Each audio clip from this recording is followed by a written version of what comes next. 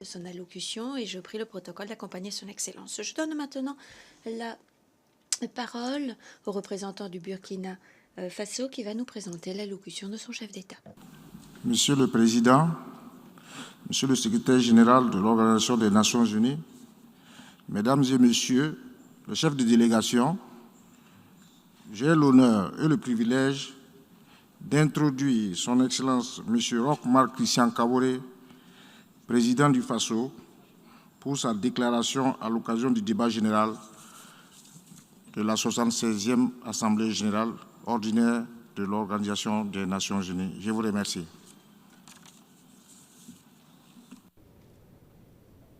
Monsieur le Président, Monsieur le Secrétaire général des Nations Unies, Mesdames et Messieurs les chefs de délégation, distingués délégués, Mesdames et Messieurs. Monsieur le Président Abdoulaye Chahid, mon pays, le Burkina Faso, se réjouit de votre brillante élection à la présidence de la 76e session de l'Assemblée générale des Nations unies. Je puis vous assurer de tout notre soutien pour le succès de votre mandat afin de contribuer à faire aboutir, je cite, la présidence de l'espoir sous le sceau duquel vous avez été élu. À l'endroit de votre prédécesseur, son Excellence M. Volkan Bozkır, je voudrais adresser toutes mes félicitations pour la manière remarquable avec laquelle il a présidé aux destinées de notre organisation commune durant son mandat. Monsieur le Secrétaire général, votre brillante réélection le 18 juin dernier pour un second mandat de 5 ans à la tête de notre organisation vous donne l'occasion d'assurer la mise en œuvre de vos priorités 2021 et d'envisager les années à venir avec plus de sérénité. C'est l'occasion pour moi de vous adresser mes vives félicitations et tous mes encouragements pour davantage de succès durant votre second mandat. Vous avez fort pertinemment souligné dans votre serment du 18 juin que les 18 derniers mois ont été uniques dans l'histoire des Nations unies et que notre plus grand défi est de transformer la crise de ces mois en opportunité. La vision stratégique que vous avez présentée pour votre second mandat confirme votre engagement et votre détermination à travailler au renforcement du multilatéralisme et de l'ONU dans la résolution des multiples problèmes auxquels notre monde est confronté, particulièrement en ces temps difficiles provoqués par la pandémie de la COVID-19. Monsieur le Président, Mesdames et Messieurs les chefs de délégation, la 76e session de l'Assemblée générale de l'ONU, qui s'est ouverte le 14 septembre dernier, se tient sous le thème général suivant, je cite, « Miser sur l'espoir pour renforcer la résilience afin de se relever de la COVID-19. Reconstruire durablement, répondre aux besoins de la planète, respecter les droits des personnes et revitaliser l'Organisation des Nations Unies. » Fin de citation. Ce thème, qui correspond aux 5 priorités du président de l'Assemblée générale, nous interpelle tous en ce sens que celle-ci s'articule autour de défis mondiaux qu'aucun pays ne peut relever tout seul. Plus que jamais, nous avons besoin d'un multilatéralisme encore plus renforcé et engagé. En effet, outre le défi de la pandémie de la COVID-19, de nombreux pays dans le monde font face aujourd'hui à d'autres fléaux tels que le terrorisme, le dérèglement climatique, la pauvreté, etc. Tout indique que si la tendance se maintient, les objectifs de développement durable de l'horizon 2030 ne seront malheureusement pas atteints. S'agissant particulièrement de la maladie à coronavirus, il nous faut poursuivre la mobilisation et renforcer davantage la solidarité internationale pour lutter contre cette pandémie qui endeuille des millions de familles et aggrave la situation économique déjà préoccupante des pays. Au plan national, le Burkina Faso a adopté un plan de riposte qui organise la réponse sanitaire et détermine des mesures sociales et de relance économique. Grâce au mécanisme COVAX et des gouvernements des pays amis, des doses de vaccins ont été reçues et le programme de vaccination est en cours. Je remercie les partenaires multilatéraux, bilatéraux et privés qui ont accompagné le Burkina Faso dans ses efforts de mobilisation contre la pandémie. Je lance un appel pressant à une plus grande solidarité internationale afin de nous permettre d'être véritablement à l'abri des effets dévastateurs de cette pandémie. En outre, la lutte contre la COVID-19 ne doit pas nous faire oublier la lutte contre le VIH-Sida, considérée comme une pandémie. Je salue la tenue de la réunion de haut niveau sur le VIH-Sida le 8 juin 2021 et me félicite de l'adoption d'une déclaration politique qui appelle à agir pour vaincre le sida d'ici à 2030. Monsieur le Président, Mesdames et Messieurs, le terrorisme demeure aussi un grand défi auquel nous devons faire face au regard des nombreuses victimes à travers le monde. En Afrique et dans les régions du Sahel en particulier, les efforts de développement sont annihilés ces dernières années par les attaques terroristes récurrentes.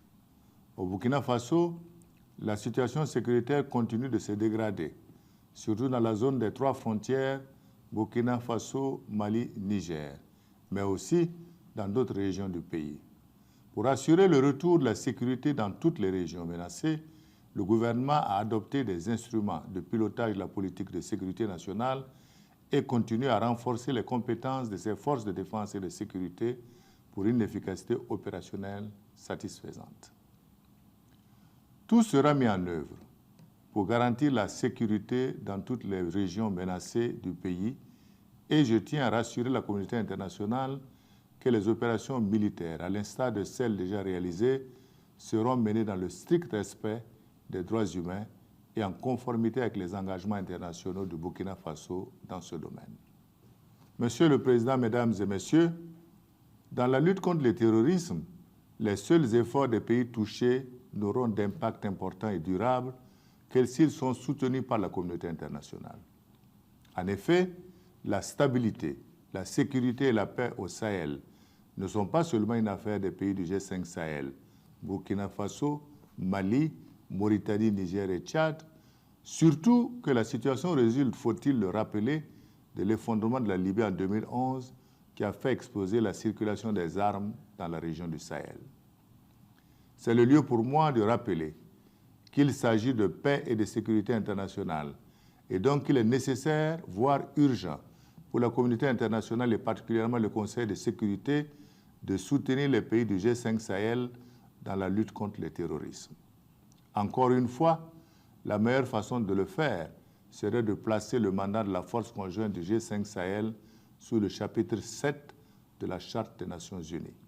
Pour l'heure, je salue les efforts de coordination et de coopération des États membres de la Communauté économique des États de l'Afrique de l'Ouest dans notre lutte commune contre le terrorisme.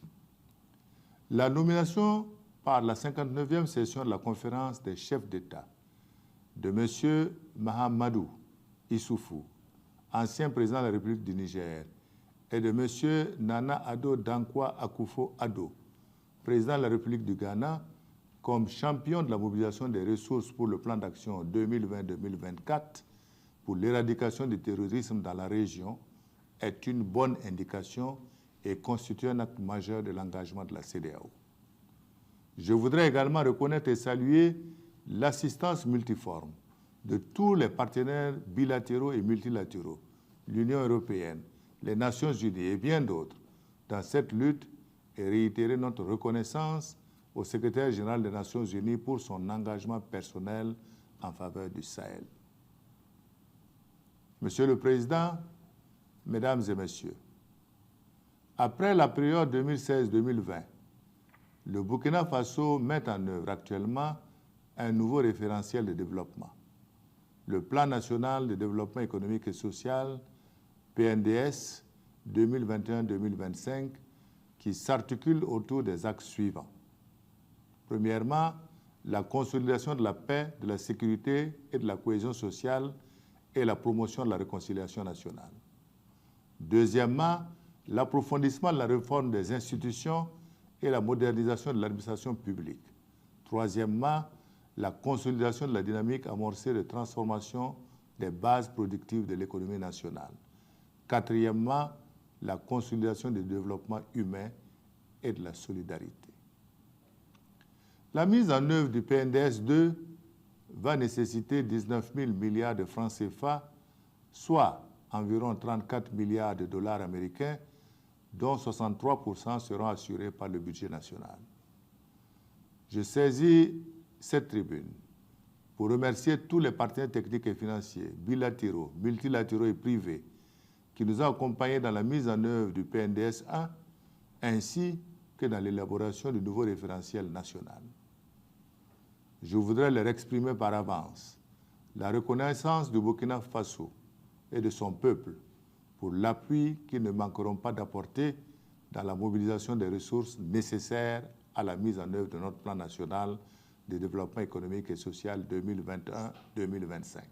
Monsieur le Président, Mesdames et Messieurs, en ce qui concerne le changement climatique, la fréquence des événements extrêmes, avec leurs terribles conséquences, nous interpelle sur l'urgence d'une action forte et concertée.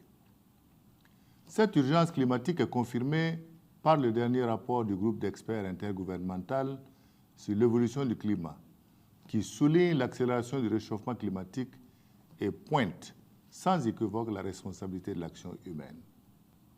Au Burkina Faso, on estime à 34% du territoire la superficie totale des terres de production dégradées du fait non seulement de l'action de l'homme, mais aussi et surtout de la sécheresse et des inondations endémiques. La compétition pour accéder aux ressources naturelles rares nuit à la coexistence pacifique et conduit à une plus grande instabilité. Le Burkina Faso a ratifié l'accord de Paris sur le climat et fait partie des premiers pays qui ont soumis des contributions nationales déterminées en 2015 lors de l'adoption du dit accord. Les CDN du Burkina Faso sont basés sur des mesures d'atténuation et d'adaptation et couvrent des domaines tels que l'agriculture et l'eau, l'élevage, le logement et l'urbanisme, la biomasse et l'énergie, la forêt et l'utilisation des terres. Étant donné qu'il n'y a pas de planète B, tous les pays, petits ou grands, développés ou en développement, doivent contribuer à sauver notre planète, à faire du monde un meilleur endroit où peuvent vivre à la fois les générations actuelles et futures.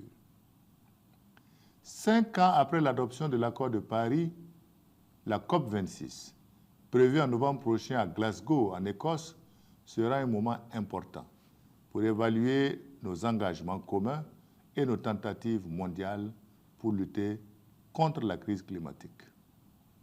La pandémie a retardé la tenue du sommet, nous offrant ainsi une opportunité inédite de repenser la reprise économique post-pandémique. Pour réussir notre combat contre la crise climatique, l'adaptation est primordiale. Ainsi, il devient urgent que nous repensions nos modes de vie, de production et de consommation. À cet effet, le Burkina Faso salue l'initiative d'organiser un sommet sur les systèmes alimentaires qui nous permettra d'évaluer nos systèmes actuels et de réfléchir sur les moyens de mise en œuvre de l'objectif de développement durable 1, je cite, « éliminer la faim, assurer la sécurité alimentaire, améliorer la nutrition et promouvoir l'agriculture durable ». Fin de citation. Nous formulons le vœu que ce sommet connaisse une grande participation des États membres et aboutisse à des conclusions heureuses. En dépit du contexte sécuritaire et sanitaire qu'il traverse, le Burkina Faso n'a jamais cessé de maintenir son engagement de servir la cause de la paix à travers les théâtres d'opération des Nations Unies. Je saisis l'occasion pour me réjouir du consensus qui a pu se dégager cette année pour le bon fonctionnement des 11 opérations de maintien de la paix. Monsieur le Président, Mesdames et Messieurs, comme je l'évoquais plus haut, la situation en Libye mérite une grande attention de la part de la communauté internationale, car la solution politique au conflit libyen contribuera sans aucun doute à la stabilité et à la sécurité dans la région du Sahel. Je saisis l'occasion pour exprimer la solidarité du peuple burkinabé au peuple frère libyen, dont la souffrance n'a que trop duré. S'agissant du dossier du Sahara occidental, le Burkina Faso réaffirme son soutien au processus politique en cours mené sous l'égide du secrétaire général des Nations Unies et qui vise à parvenir à une solution politique réaliste, pragmatique, durable et de compromis à ce différend régional comme recommandé par les 17 résolutions du Conseil de sécurité depuis 2007. Au vu des avancées notables enregistrées lors des 2 tables rondes tenues à Genève, qui ont réuni l'Algérie, le Maroc, la Mauritanie et le Polisario, le Burkina Faso encourage les participants à maintenir leur engagement dans ce processus dans un esprit de réalisme et de compromis. Au Moyen-Orient, le conflit israélo-palestinien demeure un véritable défi à relever pour la communauté internationale. Aussi faut-il entendre l'appel lancé par le coordinateur spécial pour le processus de paix au Moyen-Orient devant le Conseil de sécurité en mai dernier, après le conflit entre Israéliens et Palestiniens. Il a appelé à la création d'un horizon politique qui permettra aux partis de reprendre des négociations constructives, car l'absence d'horizon politique tue l'espoir. Et il urge donc de reprendre les négociations. Quant au blocus économique, commercial et financier imposé par les États-Unis d'Amérique à Cuba depuis plus de 60 ans, l'Assemblée générale l'a encore largement rejeté le 23 juin dernier. Cette résolution, qui s'ajoute aux 29 autres résolutions adoptées depuis 1992, souligne la nécessité de mettre fin à cet embargo dont les conséquences socio-économiques, sanitaires déjà désastreuses se sont aggravées avec la pandémie de la COVID-19. Le Burkina Faso salue la résilience du peuple cubain et appelle de tous ses voeux la levée de l'embargo pour le bien-être des populations cubaines. Monsieur le Président, Mesdames et Messieurs, le 16 juin dernier, l'Assemblée générale a adopté par consensus la décision orale du Président sur la poursuite à la prochaine session et en plénière informelle des négociations intergouvernementales sur la réforme du Conseil de sécurité, en tirant parti des réunions durant la session du document intitulé, je cite, « Éléments de convergence et de divergence », fin de citation, préparé par les coprésidentes et des positions et propositions des États membres contenues dans le document cadre de 2015. Le consensus historique qui s'est dégagé autour d'un document de base est un pas important dans la bonne direction. Le Burkina Faso se félicite de l'adhésion de la majorité des délégations à la position commune africaine et saisit l'occasion pour réitérer son soutien à la dite position telle que reflétée dans le consensus d'El Zoulouini et la déclaration de Sirte et au caractère indivisible des 2 composantes de la position africaine. Monsieur le Président, Mesdames et Messieurs, le monde fait face à des défis ardus. Bien évidemment, pour les relever, il nous faut une organisation des Nations Unies encore plus forte, un multilatéralisme plus renforcé et une communauté internationale plus que jamais engagée. Alors, travaillons tous dans une synergie d'action pour un monde de paix, de justice, un monde sans faim et sans conflits armés, un monde débarrassé du terrorisme et de la pandémie de la COVID-19. Et cela est bien possible si nous nous y engageons tous. Je vous remercie.